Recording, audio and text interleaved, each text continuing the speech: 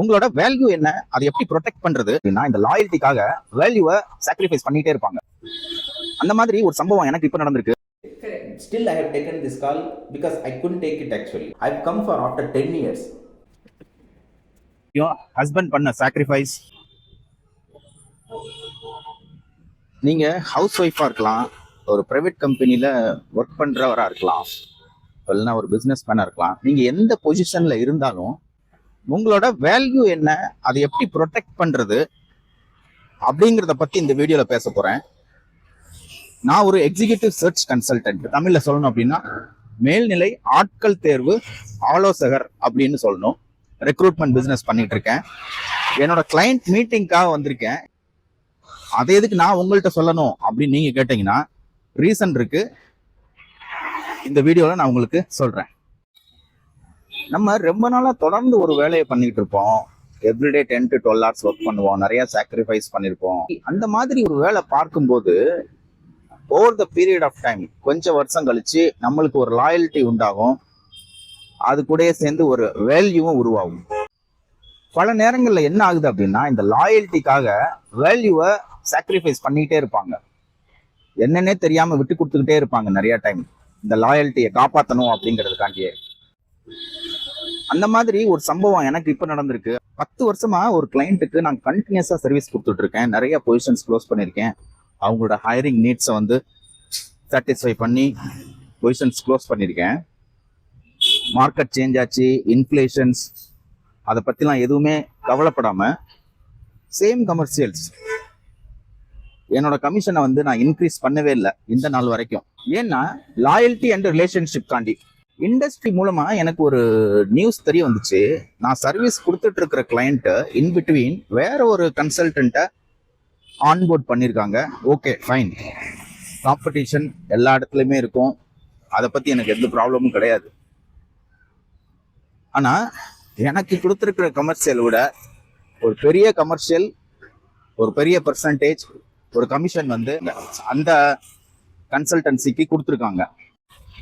அவ்வளோ பெரிய கமர்ஷியல் அந்த கன்சல்டன்ட்டுக்கு கொடுத்தாலும் அவங்களால பொசிஷன்ஸ் க்ளோஸ் பண்ண முடியல, கரெக்டான சப்போர்ட் கொடுக்க முடியல. அதனால வந்து கிளைண்ட் அந்த கன்சல்டன்ட்டை ரிமூவ் பண்ணிட்டாங்க அப்படிங்கிறதையும் நான் கேள்விப்பட்டேன். அப்பதான் எனக்கு ஒரு கேள்வி வந்துச்சு, இவ்வளவு வருஷமா நான் டெலிவர் பண்ண சர்வீஸ்க்காண்டி நான் காம்பன்சேஷன் வந்து என் கிளைண்ட் கிட்ட இருந்து வாங்கிட்டு இருந்தேனா, இல்லைன்னா லாயல்ட்டியை ப்ரொடெக்ட் பண்ணணும் அப்படிங்கிறதுக்காண்டி என்னோட வேல்யூவை டிஸ்கவுண்ட் பண்ணி கொடுத்துக்கிட்டே இருந்தேனா அப்படின்னு திங்க் பண்ண ஆரம்பிச்சேன். இப்போ இந்த இடத்துல எனக்கு 2 ஆப்ஷன்ஸ் இருக்கு. ஒன்று, சைலண்டா இருந்து என்னோட சர்வீஸை வந்து கண்டினியூ பண்ணணும். அப்படி இல்லைன்னா அன்கம்ஃபர்டபுள் கான்வர்சேஷனை ஸ்டார்ட் பண்ணி அவங்களுக்கு மெயில் அனுப்பி என்னோட கமர்ஷியலை வந்து ரிவைஸ் பண்ணணும். நான் வந்து 2வது ஆப்ஷனை இப்போ சூஸ் பண்ணியிருக்கேன். அதுக்காண்டி தான் அவங்க மீட்டிங்க்கு கூப்பிட்டுருக்காங்க. என்ன நடக்க போகுதுன்னு தெரியல.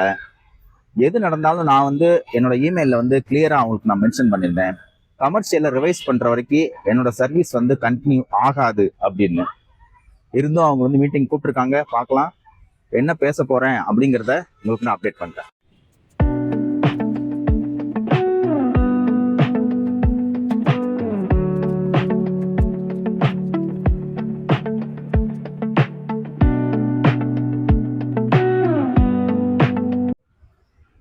மீட்டிங் முடிஞ்சிருச்சு, டிஸ்கஷன் எல்லாம் முடிஞ்சிருச்சு.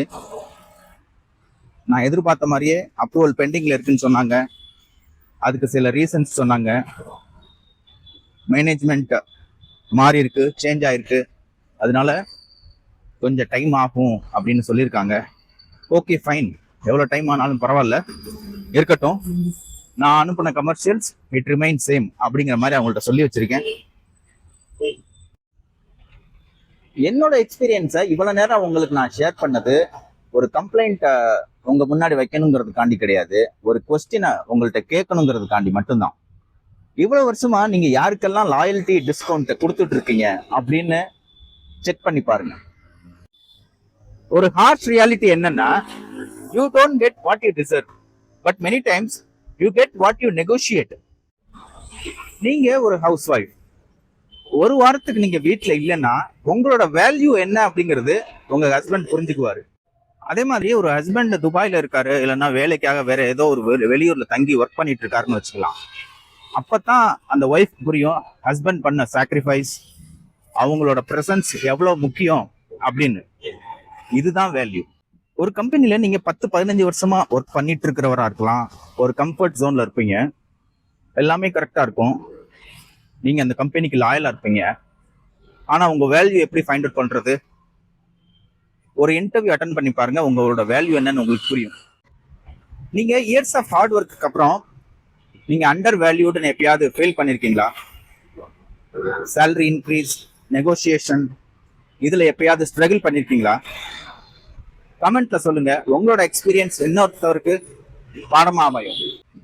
Your loyalty becomes liability one day. That liability comes back to as a penalty.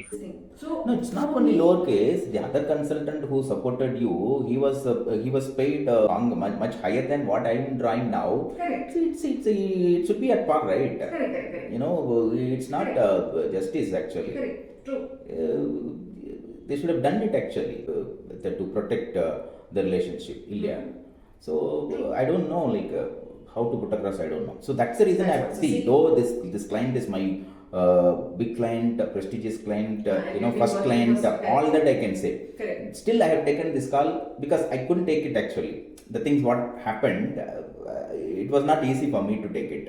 True. That's the reason I have sent that blunt email. This is the commercial from so and so date onwards. Correct. So till such time, service will be discontinued. Let's see, fine, no issue. Let the dust get settled now. So we'll get the clarity. So I feel let it be. Anyway, they have their own choices. See, I'm not the new consultant who is supporting last 1 year. I know in and out of this company what type of hiring it will suitable to this company. Correct. Most of the people I've recruited here actually. Correct. So I know the nook and corner, how to recruit for this kind of setup. Correct. So after putting all my efforts, everything, I have kept my loyalty, everything. I didn't come for any negotiation in between after giving service for 1 year or 2 years. I've come for after 10 years. Fine, then we'll wait. As we discussed, we'll wait. I will wait. So Carry on with your other stuff. yeah, exactly. They will understand. They will understand one day. Even if they don't understand, also absolutely. For the 7 See, minute. that's what. Yes, that also, this was the way it was happening. That time I didn't initiate. That time I didn't initiate to revise my commercials. I kept quiet. I didn't ask. I told you right. All these days it went the same commercial. I thought I didn't have any aim to change my commercials. Then we find